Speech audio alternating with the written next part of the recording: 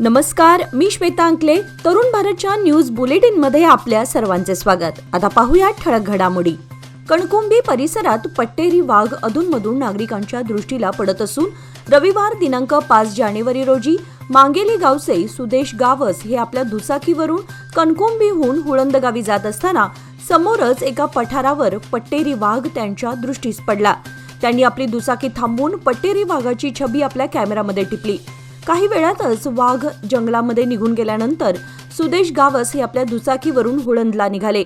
अशाच पद्धतीने मागील आठवड्यात कणकुंबी पारवाड रस्त्यावर ग्रामपंचायतीच्या कर्मचाऱ्यांना या पट्टेरी वाघाचं दर्शन झालं होतं.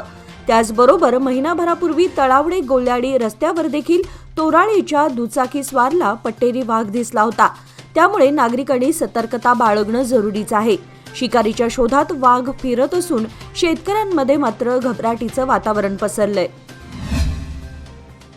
दुचाकीसह तलावात बुडून माजी ग्रामपंचायत सदस्याचा मृत्यू झाल्याची घटना खानापूर तालुक्यातील हलशी येथे काल सोमवारी सायंकाळी उघडकीस आली. ईशांत अंतोन फिगेर वय 52 असं त्यांचं नाव आहे. घटनेची नोंद नंदगड पोलिसात झाली असून अधिक तपास सुरू आहे. ईशांत हे शनिवारी दिनांक 4 रोजी हलशीवाडीला गेले होते. रात्री ते हलशीला परतत असताना दुचाकीवरील नियंत्रण सुटून ते तलावात पडले असावेत असा प्राथमिक अंदाज आहे. 2 दिवस ते घरी न परतल्याने त्यांच्या कुटुंबियांनी त्यांचा शोध घेण्याचा प्रयत्न केला. काल सायंकाळी गोठण तलावात अज्ञात व्यक्तीचा मृतदेह तरंगताना पादचाऱ्यांना दिसला. घटनेची माहिती मिळताच घटनास्थळी पोहोचलेल्या पोलिसांनी मृतदेह बाहेर काढला असता तो ईशांत यांचा असल्याचे निदर्शनास आले. ईशांत फिगेर यांचा अशा प्रकारे मृत्यू झाल्यानं परिसरात हळहळ व्यक्त होत आहे. हुबळी येथील बेंडिगेरी गावाचे पाटील गल्ली येथे 2-3 दिवसाचे नवजात अर्भक प्लास्टिकच्या पिशवीत आढळून आलं आहे. बेंडिगेरी पोलिसांनी या अर्भकाला रुग्णालयात उपचारासाठी दाखल केलं आहे. नवजात अर्भकास बेवारस म्हणून सोडणाऱ्या त्या असंवेदनशील आई आणि वडिलांचा शोध पोलीस घेत आहेत. ही घटना आज मंगळवारी सकाळी उघडकीस आली. याबाबत पोलिसांनी दिलेल्या माहितीनुसार बेंडिगेरी येथील एका व्यक्तीस रस्त्यावरून चालत जात असताना एका प्लास्टिक पिशवीत नवजात बालक असल्याचं आढळून आलं. अंदाजे 2-3 दिवसाचा अर्भक असल्याचं त्यांनी सांगितलं असून या संदर्भात बेंडिगेरी पोलिसांना माहिती दिली. माहिती मिळताच बेंडिगेरी पोलिसांनी तातडीने घटनास्थळी भेट देऊन नवजात बालकाचा मृतदेह किमशा शवागारात पाठवला. बेंगळूर येथे एका 3 महिन्यांच्या बाळाला HMPV या विषाणूची लागण झाल्यानंतर राज्याच्या आरोग्य व कुटुंब कल्याण विभागानं काही मार्गदर्शक प्रणाली जाहीर केली आहे. राज्याने दिलेल्या प्रणालीनुसार नागरिकांनी काळजी घ्यावी व काही गोष्टी टाळाव्यात. याशिवाय शिंक, खोकला, ताप आल्यास डॉक्टरांचा सल्ला घ्यावा असं आवाहन करण्यात आलं आहे. सध्या बेळगावात सुरू असलेल्या रोटरी अन्नोत्सवात काल सोमवार दिनांक 6 जानेवारी रोजी आयोजित ग्रुप फॅशन शो स्टॉपर स्पर्धेत KLS GIT कॉलेजने विजय संपादन करत प्रथम क्रमांक पटकावलाय. दुसरा क्रमांक टीम प्राईडने प्राप्त केला असून टीम एलिटने उत्तम कामगिरी करत तिसरा क्रमांक पटकावला. दरम्यान या शोची थीम ग्लिटर ही ठेवण्यात आली होती. Designer Navneet Patil, fashion expert Shrikant Shettar आणि व्हिज्युअल डिझायनर सोनाली मांडके यांनी परीक्षक म्हणून काम पाहिले. तसेच दिलखेचक मिस बेळगावी या कार्यक्रमाने अन्नोत्सवातील सर्वांना मंत्रमुग्ध केले.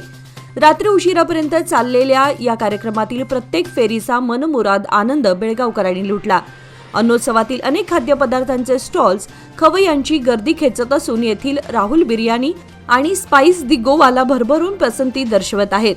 या प्रदर्शनात येणाऱ्या मांसाहारी खवय्यांसाठी चिकन कॅफेरेल विथ गोवन पाव आणि चोनक रवा फ्राय यासारखे पदार्थ खुणावत आहेत. तर शाकाहारी प्रेमींसाठी चविष्ट कोल्हापुरी थालीपीठ आकर्षणाचं केंद्रबिंदू ठरत आहे. या सर्वांचा आस्वाद आपल्याला घ्यायचा असून जाता जाता मॅग्नेट आईस्क्रीममध्ये बेल्जियम क्रंचचा आनंद लुटायला नागरिक विसरत नाहीत. आजोबाचे मरण उतारा देताना मयत समजून हिंडलग्याच्या तलाठ्यांनी अर्जदार नातवाचंच आधार कार्ड रद्द केल्याचा प्रताप उघडकीस आलाय. आधार कार्ड रद्द झाल्यानं संबंधिताचे रेशन कार्डवरील नावही रद्द होण्यासह सरकारकडून मिळणाऱ्या सर्व योजना रद्द झाल्या आहेत. गणपती खाचू काकतकर राहणार सावगाव असं सदर इस्माचं नाव आहे. सध्या ते हयात असले तरी सरकारी दरबारी मात्र त्यांना मृत दाखवण्यात आलंय. नाथपै सर्कल ते बसवेश्वर सर्कल दरम्यानच्या गटारीची अखेर स्मार्ट सिटीच्या वतीने सोमवार दिनांक 6 रोजी दुरुस्ती करण्यात आली. यासाठी नगरसेवक रवी साळुंखे यांनी पाठपुरावा करत गटारीची दुरुस्ती करण्यास सांगितल्यानं नागरिकातून समाधान व्यक्त केले जात आहे. गेल्या काही दिवसांपासून नाथपै सर्कल ते बसवेश्वर दरम्यानच्या गटारीतून सांडपाणी बाहेर पडत होतं. त्यामुळे परिसरात सांडपाणी पसरून दुर्गंधीचा सामना करावा लागत होता. त्यामुळे गटारींची दुरुस्ती करण्यात यावी अशी मागणी स्थानिक रहिवाशातून केली जात होती. पण याकडे स्मार्ट सिटी आणि मनपानं दुर्लक्ष केलं होतं. नगरसेवक रवी साळुंखे यांनी पुढाकार घेत आज अखेर स्मार्ट सिटीच्या कर्मचाऱ्यांना गटारीची दुरुस्ती करण्यास भाग पाडलं. त्यामुळे नागरिकातून समाधान व्यक्त केलं जात आहे. लोककल्प फाउंडेशनतर्फे खानापूर तालुक्यातील कणकुंबी गावामध्ये लोककल्प प्रशिक्षण केंद्राचं उद्घाटन करण्यात आलं. या अंतर्गत महिलांना शिलाई मशीन देण्यात येऊन तेथे प्रशिक्षणाला सुरुवात करण्यात आली. लोकमान्य मल्टीपर्पज कोऑपरेटिव्ह सोसायटीने खानापूर तालुक्यातील 32 गावे दत्तक घेतली आहेत. या गावांमधील ग्रामस्थांचे प्रामुख्याने महिलांचे जीवनमान सुधारावे, त्यांनी स्वावलंबी व्हावे या हेतूने शैक्षणिक, सामाजिक, आरोग्यविषयक अनेक उपक्रम लोककल्पतर्फे राबवण्यात येतात.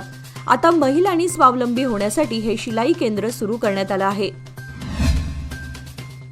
176 वर्षांची परंपरा असलेल्या बेळगाव येथील सार्वजनिक वाचनालय या संस्थेच्या अध्यक्षपदी सामाजिक कार्यकर्ते श्री अनंत चांगाप्पा लाड यांची निवड करण्यात आली. त्याचबरोबर उपाध्यक्षपदी ज्येष्ठ साहित्यिक डॉक्टर विनोद गायकवाड, कार्यवाहपदी सौ सुनीता मोहिते व सहकार्यवाहपदी अनंत जांगळे यांची निवड करण्यात आली.